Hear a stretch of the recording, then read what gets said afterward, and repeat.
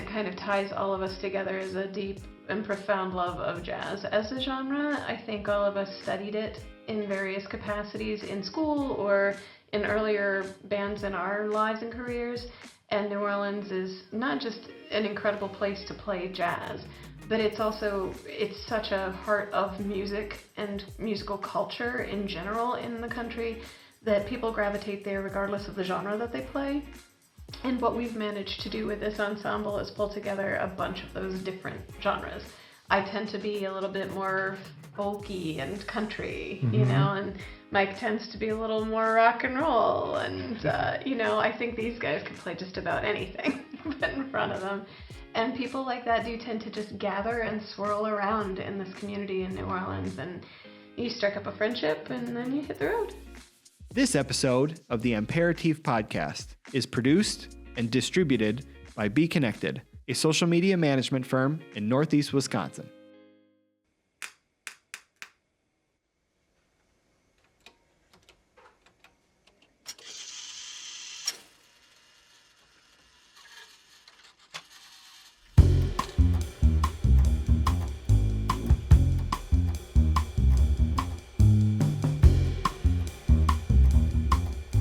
Okay, welcome everyone to episode 10, that's 010 of the Ampéritif podcast. Believe it or not, I'm in double digits now. That seems pretty exciting. So this is a milestone episode for me.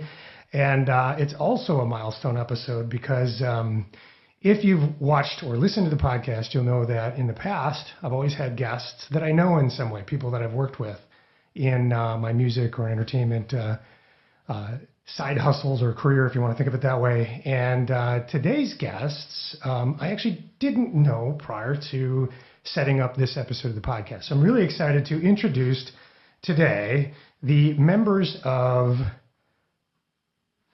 Parker's Mood. Sorry, switching cameras here. And so Parker's Mood is, I think, naming inspiration comes in part, I suppose, from Daphne Parker Powell, who is the singer-songwriter that is the kind of front for the band. And if you're kind of looking up and wanting to check into some of the music, you'll find a lot of their music under Daphne's name. And so if you're on Spotify or anything like that, a good place to find the music, which I've done and listened to quite a few tracks. And so thank you guys so much for being here on the podcast. So we're going to talk about the connection, how we got introduced, and how they are here in Northeast Wisconsin, hailing from New Orleans. And so we'll get into all of that in a minute. But they've been patiently waiting to try this cocktail. And so we've got to get into the cocktail. So let's try it out, folks. All right. Cheers. Cheers. Cheers.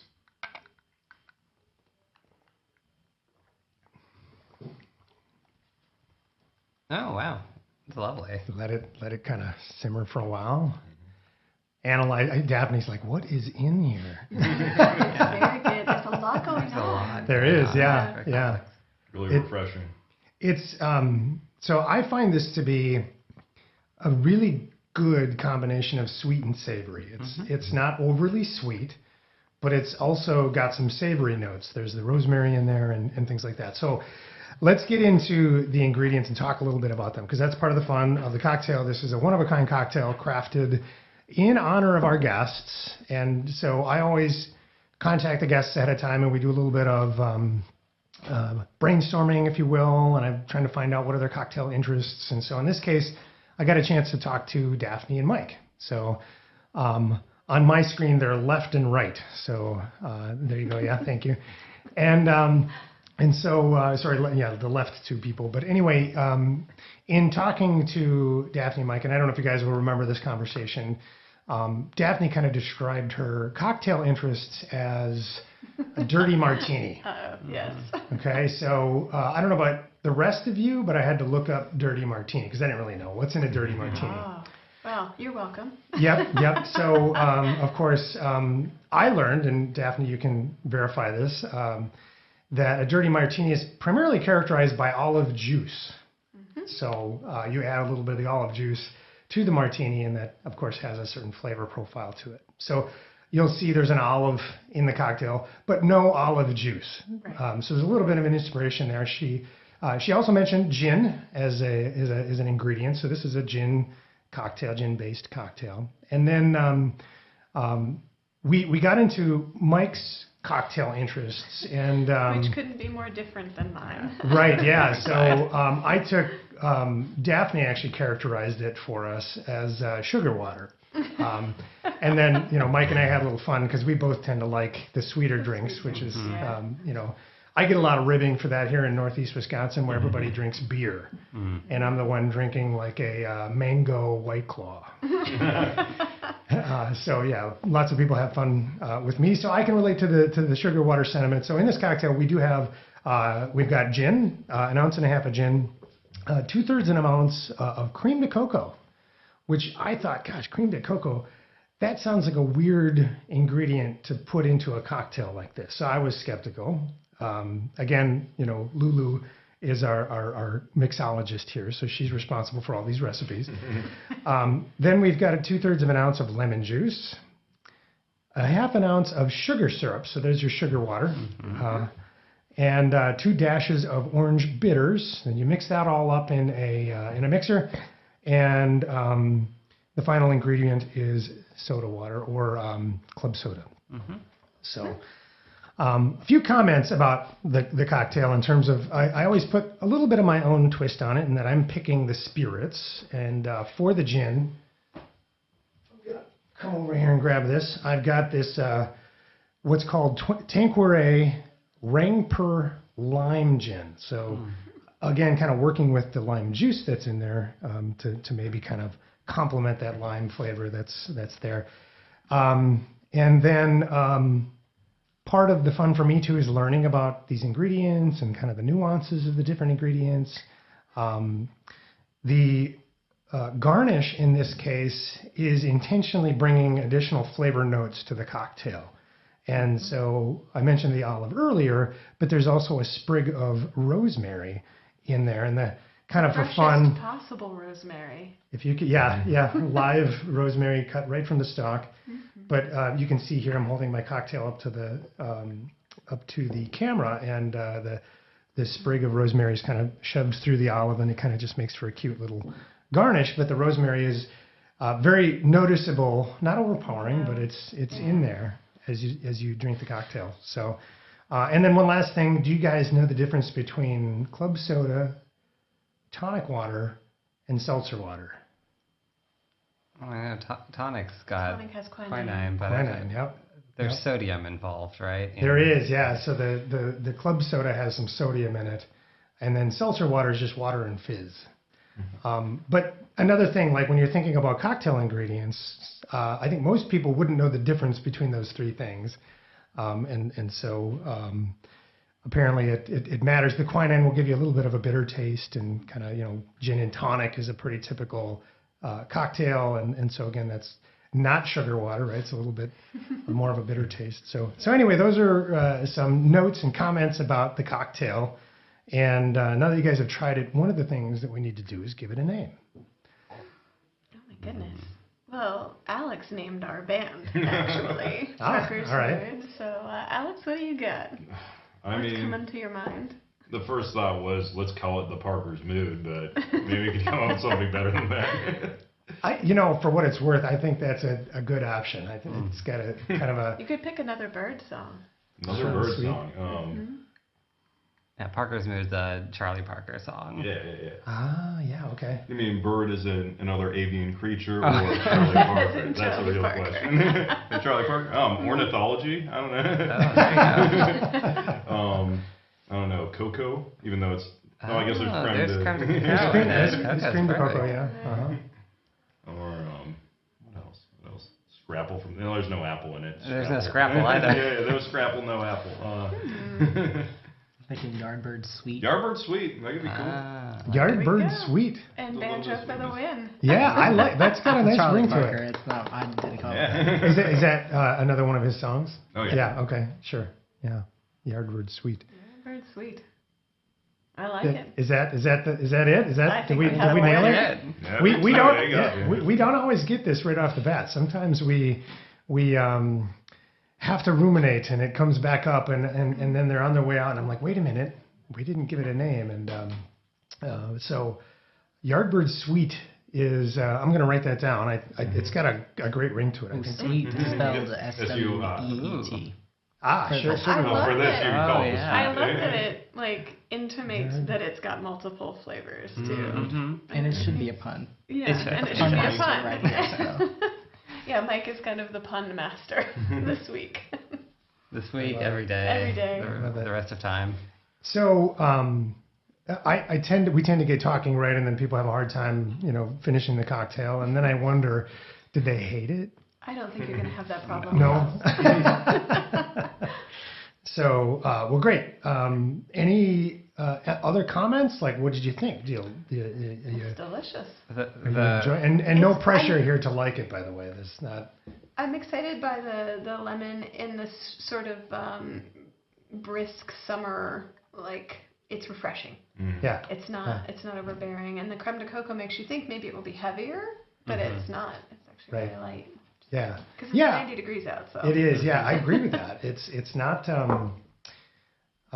It's really sweet and savory, and it's not overpowering in any of those departments. So I was pleasantly surprised. I thought it was a strange collection of ingredients as you kind of look at it on paper, and so it wasn't a flavor profile I was expecting when I tried it the first time. I'll say that.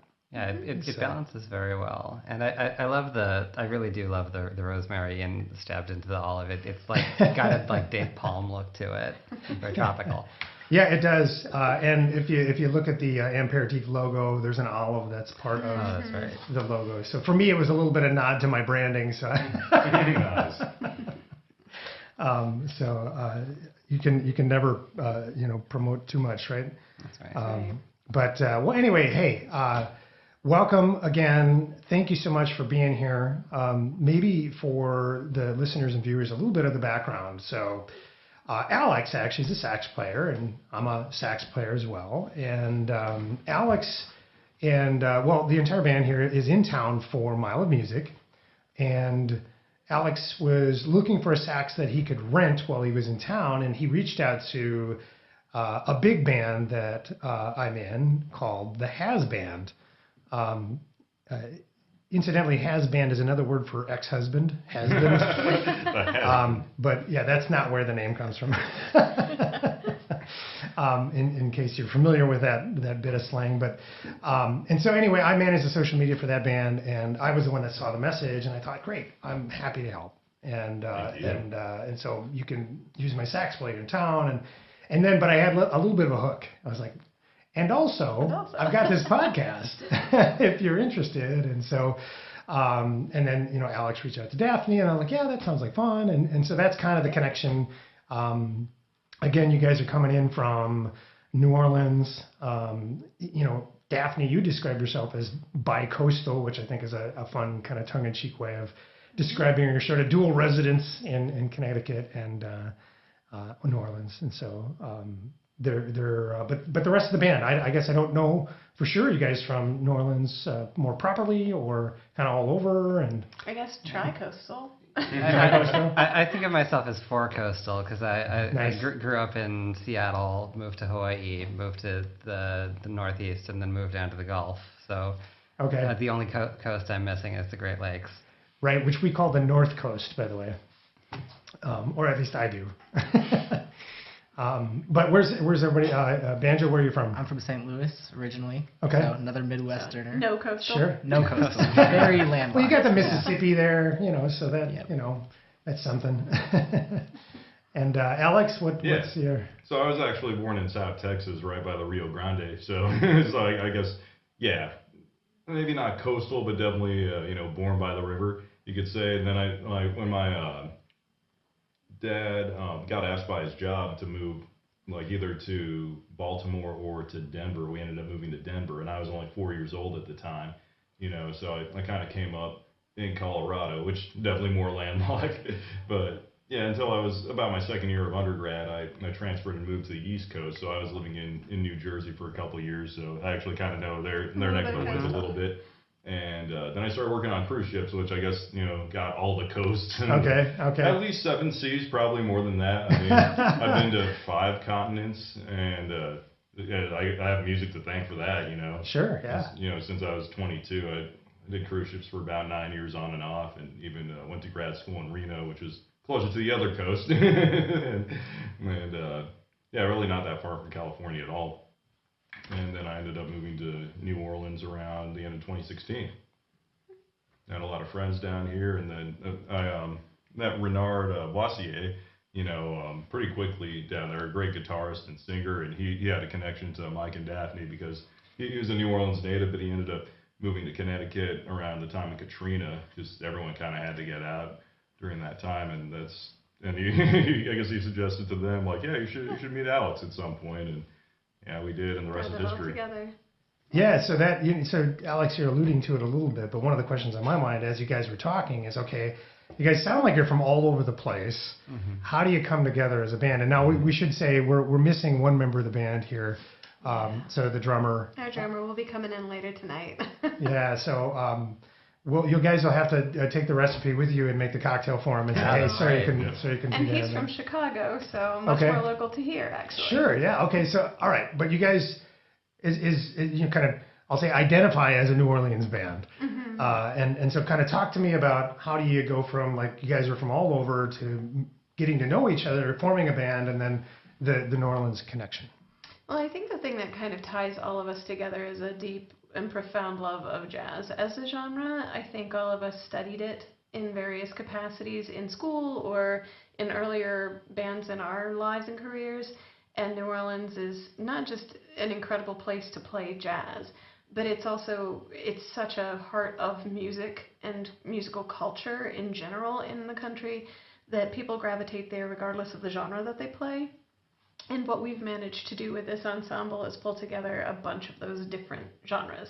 I tend to be a little bit more folky and country, mm-hmm. And Mike tends to be a little more rock and roll. And, I think these guys can play just about anything put in front of them.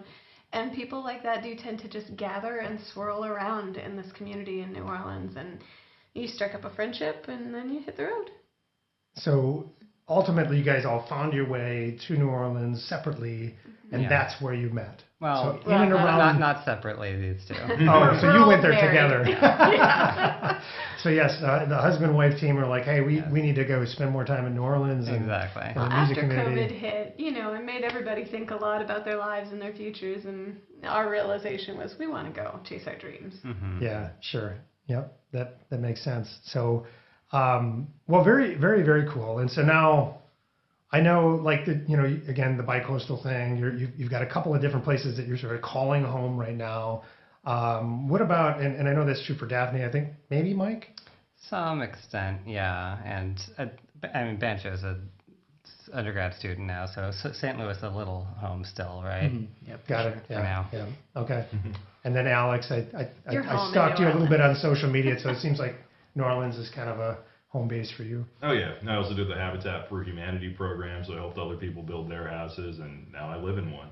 Yeah, that's outstanding. Yeah, obviously it was a lot of destruction there, and, and then I don't know. In my mind, you throw COVID in there, and how does a place like that survive? But clearly, mutual aid is how grassroots and community engagement. I mean, we can't. The government in New Orleans is infamous for its ineptitude and corruption, and not to get political, but the city does not provide for its people the way that its people provides for its people there. Sure. Yeah. And I know that New Orleans is one of those sort of small big cities. Yeah. And I've never lived there. Certainly visited plenty of times, and you get this sense though of community. Certainly, among the people that call New Orleans home. It's kind of an island if you think about it, because it is hemmed in by water on all sides. Yeah. So it can't get any bigger. It's this little island. Mm-hmm. And it's also a little bit. It feels like it's a lot of even smaller cities within it, because the people who play jazz all know each other. The people who play other music all seem to know each other. Then there's the rest of the city who obviously interact with the music at least a little bit, but it almost feels like they're sort of drifting in and around the artistic world of New Orleans without you're a musician, you don't know that many, let's say, civilians, you know, if you're a full-time musician. Yeah, right, yeah. So it really is these like I have an office day job, and it really seems like the people around me are like they aren't part of that world, even though it's all around them. Sure. Yeah. That makes sense. So, all right. Well, thank you for a little bit of the kind of history of how you guys come together. One more question. How long have you been together as a group, Parker's Mood? Well, we got to New Orleans about a little over 2 years ago. Okay. At that time, even though Mike and I were together, we had not played music together. We each had our own projects, and we worked independently. But when we got to New Orleans, we knew a fairly limited number of people. We had a little bit of community there, but we just looked at each other like, all right, go get your instrument, and started playing music together. And the friend of ours, the mutual friend that brought us to Alex, who had lived in Connecticut with me, a wonderful musician, and we've collaborated with him some over the time, but he started making introductions around as well. René Boissier is his name, and so he connected us to Alex pretty quickly once we got there. And we ended up putting together a little sort of quasi-brass band with tuba and trombone, and Alex, of course, on saxophone. At the time, he was playing a little tiny curved soprano saxophone. And we just started shaking out some of my older catalog of songs and figuring all of that out, and it just slowly grew. We added drums, we added piano. Sure, yeah. Well, so you just alluded to another question that I have. So obviously, Daphne, you've got some history in terms of writing and recording music, and so you've got this repertoire of things that you've done in the past, again, prior to the time you guys have been together. And so as you were describing your tenure as a group, I was kind of wondering how much of the music that you guys are performing out is drawn from that past, and how much is kind of collectively yours or newer, and so just kind of curious about that. Yeah, I mean, I'm not going to lie. I came to New Orleans because I wanted to be the ingenue in the gown, and I wanted to be the character, right? You think of the sultry jazz singer, right? Yeah. I wanted to do that. And I do get a little bit of an opportunity to do that, but one of the things that just keeps sort of beating me over the head about life and career, and in New Orleans, surprisingly, is play your songs. You wrote songs, play them for people. People really respond well to them, and even just bringing material to the band. And we have other folks in town that we also play with. We have folks that sit in various capacities on different instrument voices, and everyone kind of collectively is like, we've played these 100-year-old songs enough. Bring me new songs. So I think we're leaning more and more into writing. I really love to hear that. So everybody knows New Orleans as a vibrant musical community, but when you think of it, you kind of think of a certain genre of music and the songs that have been played for, like you said, over 100 years. And so I love to know that community wants more originality in the music, and that to me is kind of a nod, or not a nod, but a tie back to why you guys are here in town, which is the Mile of Music. And this is not a podcast about the Mile of Music, but one of the things that I love about the Mile of Music is the commitment to original 100% music. Original music. So as a performer, I know that you guys have to sign a contract that says that you're only going to play original music. And again, that's what the festival was always about from day one, from the beginning. And one of the goals was to bring groups into the area that would allow the people in this community to discover new music, new artists, and expose them to new original music that they might not otherwise get exposed to. And so I love that sort of mission. And to me, it's something as a member of this community to be really proud of, because it's like, hey, we're really trying to give some love to the art and craft of making music. And it's a very unique thing. You do not find that elsewhere. Right. Yeah. I mean, very special to Mile. It's when I'm thinking, and I've been around it since the beginning, and so thinking back to the beginning, it's potentially quite risky to say I'm going to go and I'm going to get I don't know, up to a couple hundred artists, and we're going to do hundreds of performances across the community in a 5-day period, and sort of hopefully people show up. Well, thousands and thousands and thousands of people do. It's They do. amazing. Yeah, it's become really quite a special thing. I think it's in the 11th year, if I'm not That's mistaken. right. Well, 11 this year. Yeah, and so yeah, just really cool. And again, back to that New Orleans comment, it was really kind of nice to know that that sentiment is very prevalent there, because, and there are other communities like that. So I think Nashville would be one that people would probably call out as a community where you can go and be an original artist. And so, Northeast Wisconsin is not a well-known kind of vibrant hub of musical activity, but when you're from the area and you see everything going on in the area, there's a lot to be proud of. And I think, we love the idea that maybe the world might notice what we're up to. And looking at the artists who are playing at Mile, the full listing of artists, I did notice a lot of, I don't know how much of it is specifically northeastern Wisconsin, but a lot of upper Midwest acts.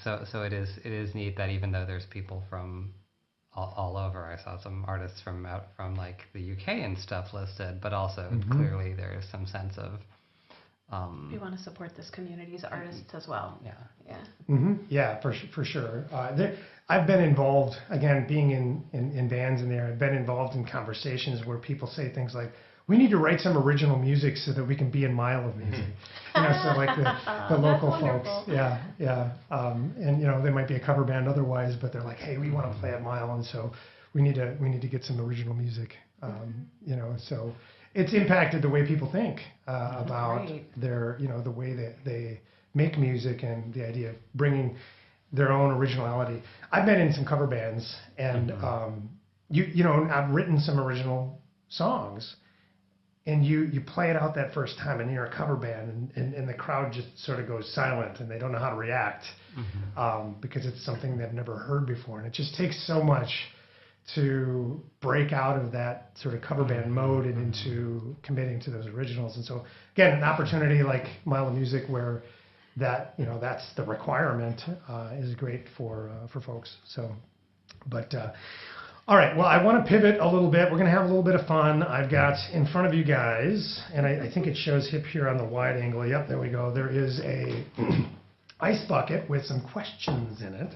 Wow. I think this is kind of like anybody can answer any of these questions, or maybe multiple. So if you've got an answer and you want to jump in, any of you. And these are just part of the fun. And we might bounce back and forth and try one out and then come back to it. Well, Not a question this for one me. says, "What's it like to be married and touring together?" So, Yes, that's for them. That's for them. Alex, what do you have to say about that? Drawing a blank. What's it like to be touring with a married couple? Yeah, that's a good question. That. Yeah. well, this is my first tour. First ever tour. First ever tour. That's awesome. It's something I've wanted for to you. do for Yeah. a long time, and I'm really happy it's with this group. It's been a really good time. They're very accommodating I've had my own room everywhere we've stayed, lots of space and lots of snacks. So it's just been I feel like I'm getting spoiled on this tour, basically. Yeah. Okay. All right. Well, that's all right. Yeah.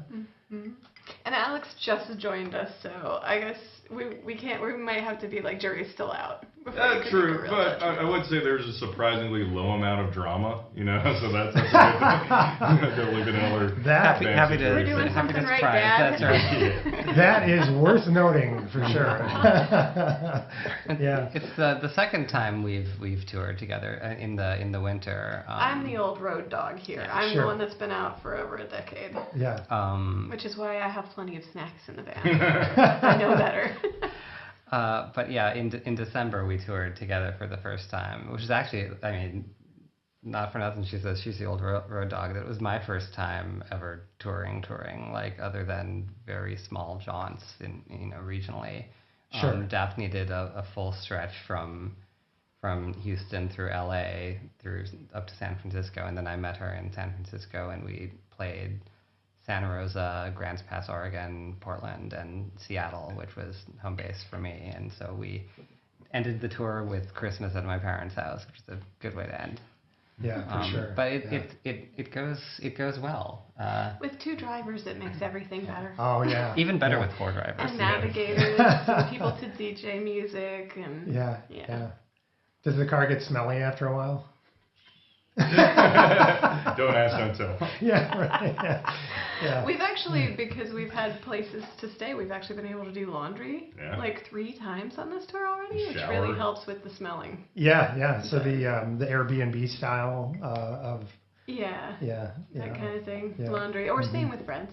Sure. Yeah. Cool. Well, so let's try another one because that one was a little bit lopsided. I think that's the only one that's very specific to. Why don't you? There might be some others in there serve that get yourself. into writing songs and things like that. What do we got here?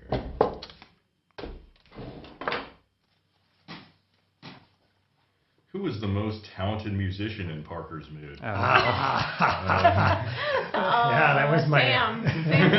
He's the drummer. He's not that's here. We're right. going to say it's Sam. Yeah, I'll go with that. I'll go with that, yeah. Was that a cop out because he's not here? There's a lot of ways you can measure that, right? Sure, I think for number of instruments played, I think banjo's got us all licked at this point. Yeah. As far as specialization and virtuosic, I think we're looking at Alex. As far as wears all the hats, I book the shows, I write the songs, I produce in the studio, I do a lot of the sort of like running of the band. That one's on me. Yeah.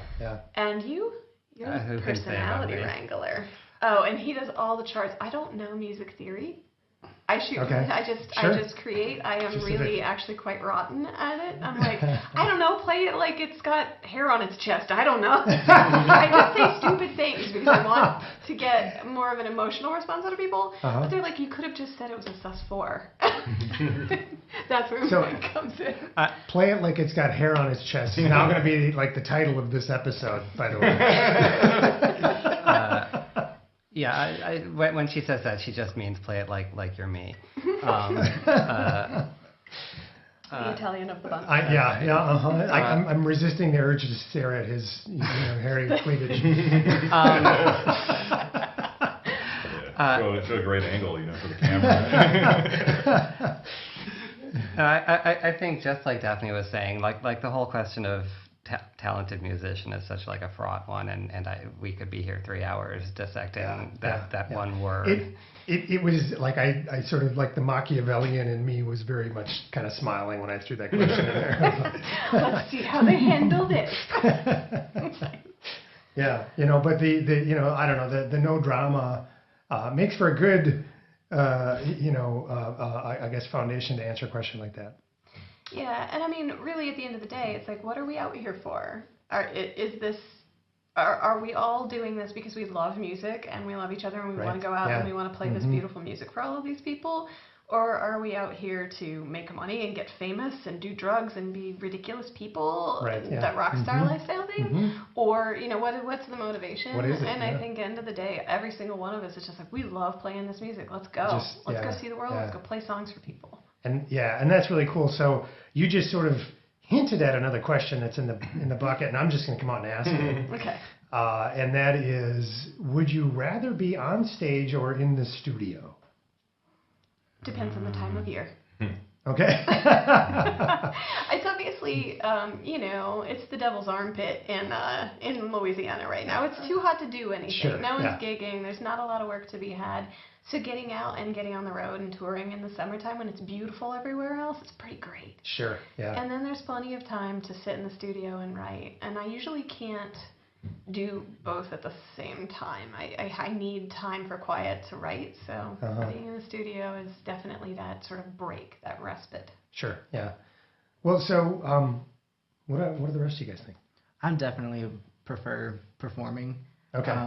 Mike said earlier, I'm an undergraduate student at Loyola University in New Orleans, and I'm studying performance. And I like being in the studio too, but there's always a lot of pressure on me, and I usually probably put a lot of that on myself. But it's taken a while for me to kind of get over that hurdle, and performing has always just been a lot easier. That's probably why I like it more. But 6 albums from now, we'll ask you the same. Yeah.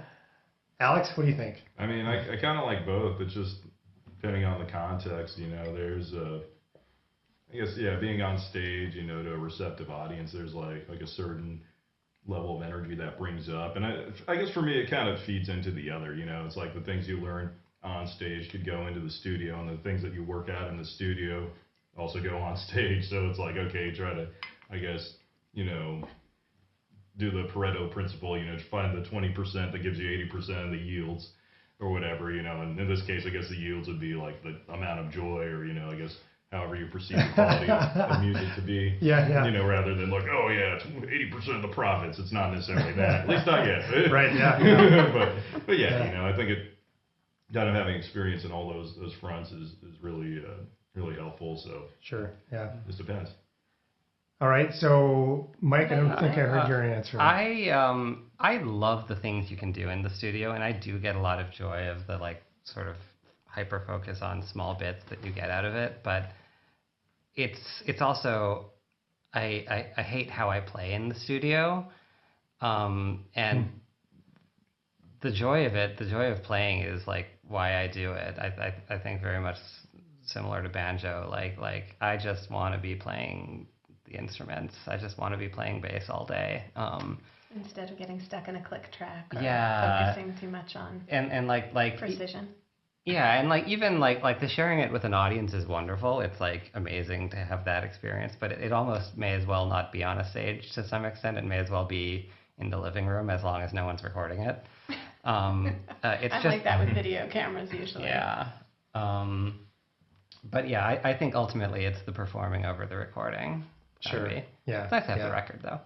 Yeah, you know, and I'll just jump in on this one, having been in the studio and you know, and on stage. I have a hard time rehearsing anything because I need an audience. That's just kind of my personal take on it. I can't perform, if you will, without an audience. So there was something, Daphne, that you kind of alluded to earlier that I wanted to go back to, and that was it's hard for you to do both, write, compose music, and be on tour, be on stage, and so I heard a little bit of you're working on a new album, and while you guys were here in town, you were going to try to write a song, right? You know, you had, I think you said maybe 10 or 11 songs in the can, so to speak, trying to get another one while you're in town. And so how is that going? We worked on it today quite a bit. We actually did a little snippet, and what did we call it? Did we name it? I don't think we called it. That's your job. I think I might have put a name on it already. What did I call it? Hang on. Let me see. Speak No Evil, after the reference that you made. Speak No Evil. At least that's the working title for right now. It doesn't have a lot of lyrics yet. Okay. But it's got a fully fleshed out chord progression, bridge, a pretty distinctive chorus, and some horn parts are already being written. There's a key change. A whole modulation, which is unusual for me. Yeah, that sounds like a bit of Mike's influences filtering in. I think it's actually more banjo. Having is it banjo? Playing, okay, yeah. Having someone playing all those different chord voicings within the structure, just to kind of see how far we can stretch it. I think that made me think like, oh, what if, you know? Yeah, okay. Yeah, so cool. I would say, I mean, musically, I would say it's about 80% there, 70-80% there. Lyrically, it's at about 15%. So I got some work ahead of me, but. And that's a rare thing for Daphne. I usually write the usually have poetry a stack of lyrics that's this big, and which of these do we make into a song? We have lyrics, begging for a song. So I have just a kind of a fun story here. I've got 20, 30 years ago when I was writing original music, I kept this book of all of my writing, and I still have it. And the other day I stumbled across it, and so I brought it out and I showed my kids. And boy, was that, I don't know, maybe a mistake? Oh, no. There are some things in there that they just continue to use to kind of rib me on this, on the lyrics. They're like, Dad, really?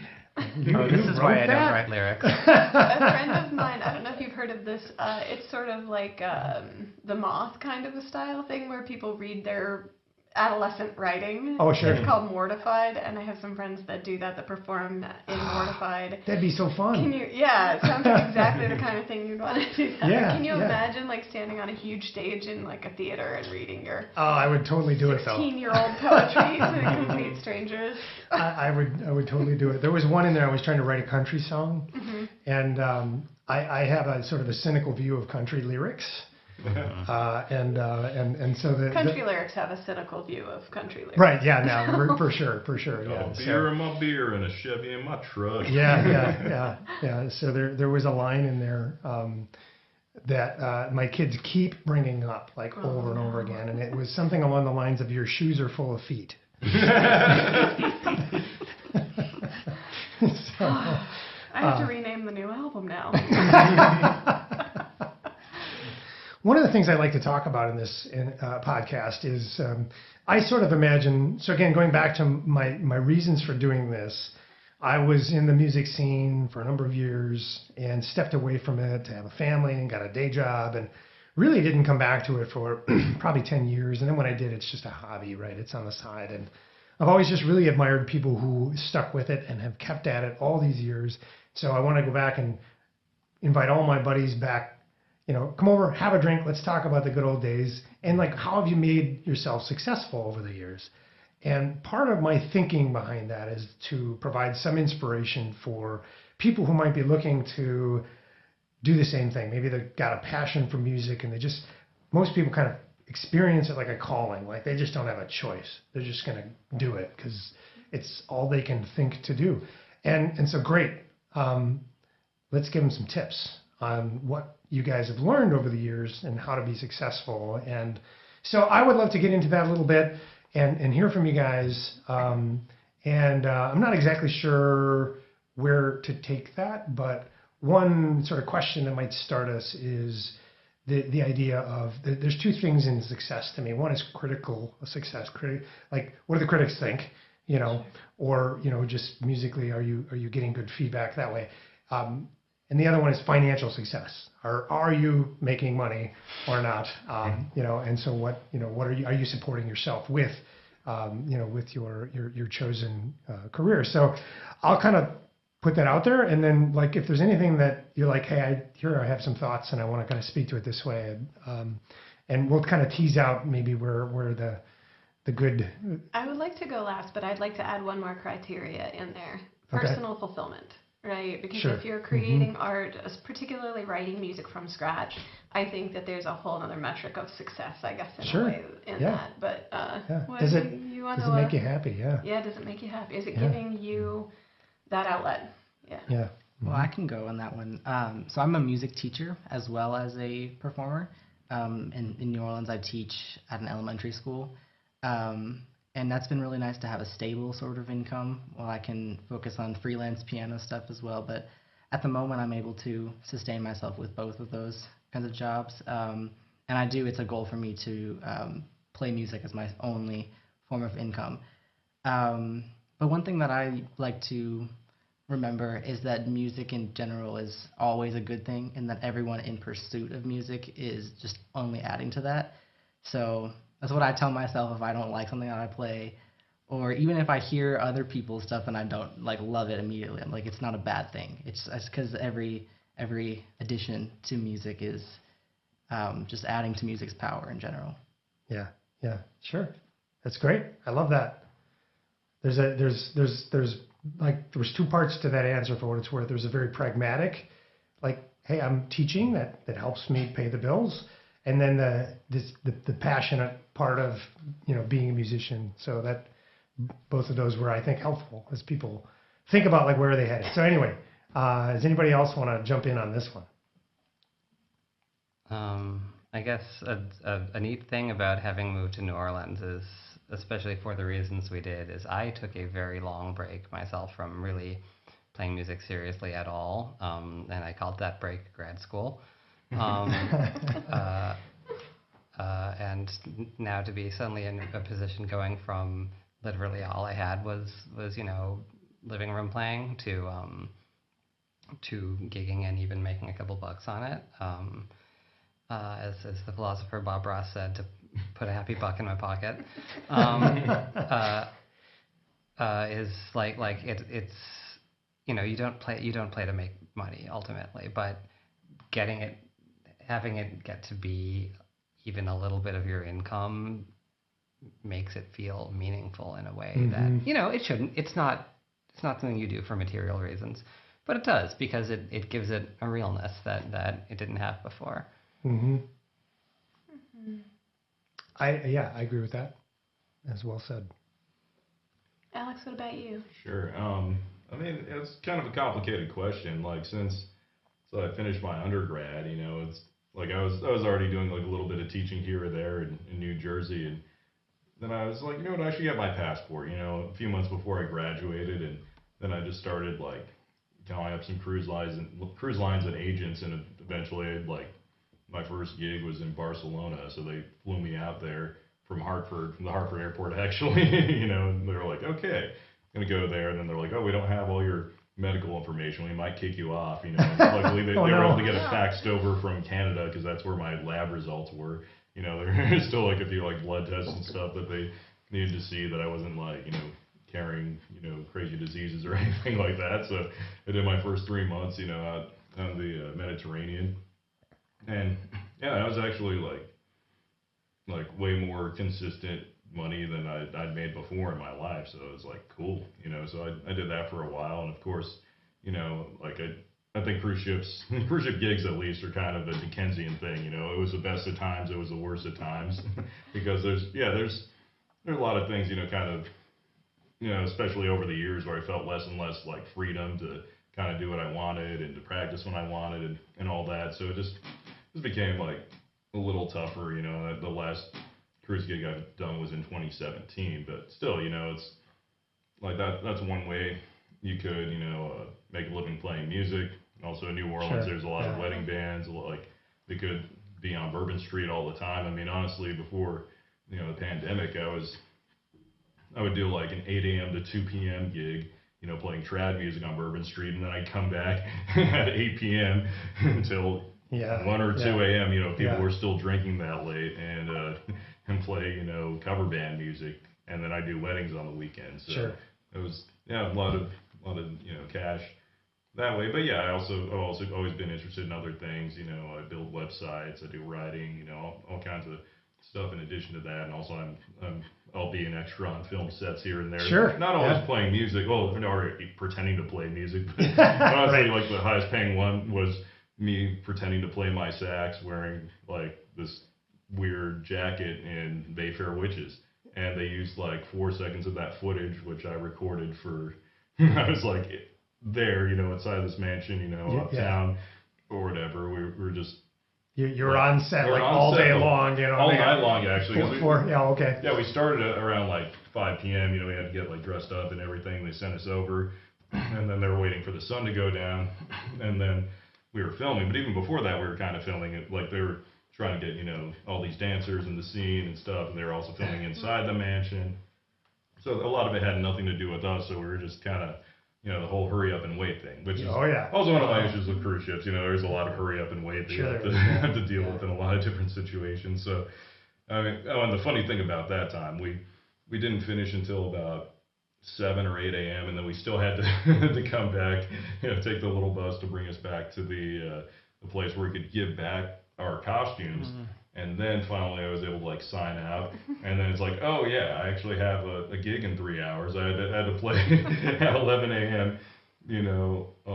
At a brewery, like a quick little thing for their 5th anniversary, and then that night I also had a wedding gig. So not a lot of sleep there. But yeah, it's something I enjoy. Like I've kind of chilled out in that department a little bit, but still, I like to try to find a balance where I could be, playing good music.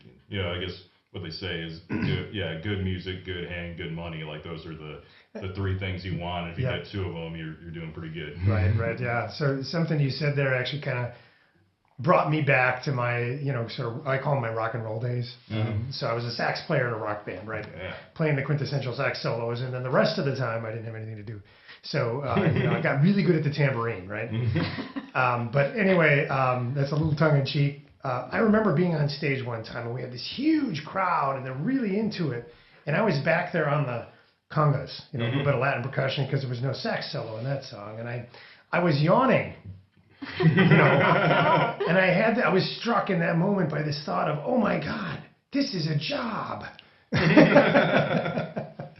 So anyway, a little bit of a kind of a personal story there. But Daphne, you didn't get to answer this one yet. I love hearing all the other answers. I mean, teaching is such a great thing in terms of there's sort of that thing that you get taught. Some people get taught when they're younger that like if you can't teach. That you're either really good at what you do or you get stuck teaching. Sure, and I love one of the things about New Orleans is because it's such a culture bearer community that the idea of teaching, it's like, yeah, well, of course you're going to teach. How are the young folks going to learn if you don't teach? I love that. The better you are, the more imperative it is for you to teach. And I really love that aspect of it. For me, playing and performing and writing music is what you talked about, it's calling. Yeah. Even if I tried to turn it off, my body would reject that and continue to do it anyway. You'd break out in hives or something. I probably would. And so for me, it's always been about that. I have eschewed signing to a record label or doing any kind of industry approaches because I grew up in music, and I moved to Brooklyn in the 90s, and I'm friends with a lot of those bands, right, that you think of as the Brooklyn 90s hipster bands, and I'm friends with a lot of those folks. Most of them had terrible relationships with their record labels. They ended up in serious debt. They ended up without the ownership of the master recordings or the ability to shop them later on in their careers. Most of them have really modest lives at this point, and they're happy, and they did really amazing work. But even when you think about monetary success within this industry, it doesn't look the way people imagine it to look. Right? There's no rock stars and mansions and the Hollywood Hills. There's no poolside parties with all the beautiful people. That's not how it works. And I never wanted my music, my art to fall into that trap. And so I've sort of maintained my own ownership and my own agency over the art as I've done it. So I'm really proud of that in a way. Sure. Because I think I would have gotten frustrated. I think it would have made it a lot harder for me to do music had I given that up and allowed somebody else to have that kind of control over the work. So in that way, I'm really happy. As far as critical success, I mean, our last album came out in 2022, The Starter Wife, and NPR's All Songs Considered put us on their best of list. Yeah. So I'm not complaining. That's pretty great. Yeah, absolutely. So so sticking with that theme a little bit, you have had some success, and what I'm hearing is self-made. Yeah. And so that, I think is noteworthy. But beyond, that NPR recognition, you've got some music in like TV and film, or and then some other awards that you've won, and so maybe just comment a little bit on like how you came into that success in terms of getting that recognition, and did you go get it? Or did it sort of come to you somewhat organically, or all of the above? Nothing comes to you. Nothing in this business comes to you unless you're one of those, what the kids call it, unless you have a lot of riz, and somebody else goes and gets it for you. Sure. Right. So if you have a manager that's really gung-ho and wants to do that work for you, or if you have something about you that is so incredibly unique, that it's incredibly marketable and exploitable, and somebody else will exploit it for you. Sure. But if you are just an earnest songwriter, you tend to struggle getting recognition, and it takes a very long time to establish a body of work, network of connections, and a community that's, that builds that groundswell for you coming in. And I did that work. And that's where things come from. You just get that solid foundation, and then you start laying bricks. Right. And then you've got a castle. Yeah. So a little bit of a pragmatic takeaway there. And I've always said this: in success, there's no substitute for hard work. And so I'm definitely hearing some of that come through. Like that, there's no substitute for that. So you got to put the work in. And be patient because it's not going to happen quickly. Yeah. But yeah, so cool. Hey, let's grab another icebreaker question for fun. Okay. And You want to take this last see what we come up Okay. with. All right. There's so many of them in here. I want to take them home. Yeah. So I often put my daughter to work. She's 12, cutting those out and folding them for We me. already know the answer to this. Oh, one. did We're we digging, talk we're about it? digging next at Mile of Music. Yeah. Well, so what I meant was like after that, but. Well, after that, we're going to take a little hiatus and go into the studio. Yeah, I got to finish that album. Health things I'm going to work through, and then we'll come back to it. Got it. Yeah. Do you have a favorite song you've written, and why? I do have a favorite song. I have a couple of them. But the one that I always point to is a song called Cheers, Darlin'. It's on my second studio record. Sorry, there's 6 of them. Yeah. Called Moxie. The song Cheers, Darlin' is a sort of nod to my favorite songwriter, Tom Waits.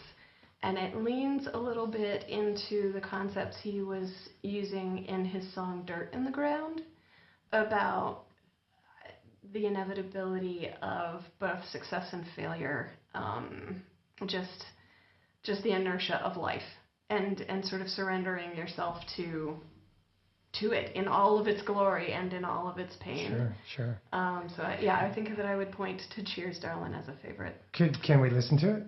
We can. And we play its sister song, Belly, at all of our sets, and we'll be playing it at every set this weekend at Mile. Here it is.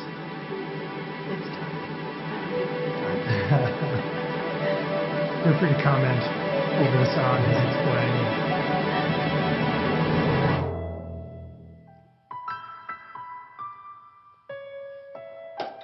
Oh, that's right. Daphne and Mike can't hear it. It's in their headsets, though. It sounds the same as it usually does, trust me. I'm sure that it does. Well, there's a section that will come. If you take the headphones off, maybe I'll crank them, and maybe you'll be able to hear them. Okay.